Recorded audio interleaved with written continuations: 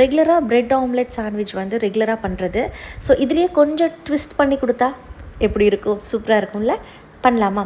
இன்றைக்கி நான் home made bread எடுத்திருக்கேன், மில்க் ப்ரெட் எடுத்திருக்கேன். ஸோ ஃபஸ்ட்டு ப்ரெட்டை வந்து ஒரே லெவலாக பண்ணிக்கலாம். ஸோ இந்த மாதிரி பண்ணுறதுனால பார்க்குறக்கும் நல்லா ஒரு டெம்ப்டிங்காக இருக்கும், இப்போ பார்க்குறக்கு நீட்டாகவும் இருக்கும். ஸோ அதுக்காக அந்த மாதிரி பண்ணியிருக்கேன். வெறும் முட்டை இல்லை, நீங்கள் வேணுங்கிற அதெல்லாம் போட்டுக்கலாம். நான் வெறும் ஆனியன் மட்டும் உப்பு மட்டும் போட்டிருக்கேன். மேலே பெப்பர் தூள் போட்டுக்கோங்க. நான் இந்த மாதிரி பேன் எடுத்திருக்கேன், ஒரே லெவலாக எக் இருக்குன்னு சொல்லிட்டு. இப்போ தாங்க உண்மையான டச்சே வருது. என்னென்னா இட்லி பொடி தூவிக்கோங்க.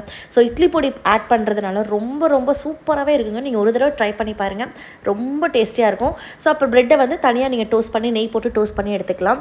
ஸோ இப்போ ப்ளேசிங் பண்ணிக்கலாம். நான் ஃபஸ்ட்டு எல்லாமே அரேஞ்ச் பண்ணிக்கிறேன் பிளேட்டில். அரேஞ்ச் பண்ணிவிட்டு நான் இன்றைக்கி டொமேட்டோ கெச்சப் எடுத்திருக்கேன். நீங்கள் வேணால் மயோனைஸ் கூட எடுத்துக்கலாம். நீங்கள் என்ன மாதிரி சாஸ் வேணாலும் நீங்கள் ஆட் பண்ணிக்கலாம். நான் 2 பக்கமும் ஆட் பண்ணிக்கோங்க. நடுவில் ஆம்லெட்டை சுட்டு வச்சுருக்க ஆம்லெட்டையும் எடுத்து நீங்கள் ஸ்லைஸ் பண்ணி 2ஆக கட் பண்ணிக்கோ. டேஸ்டியான பிரெட் ஆம்லெட் சாண்ட்விச் வந்து ரெடி.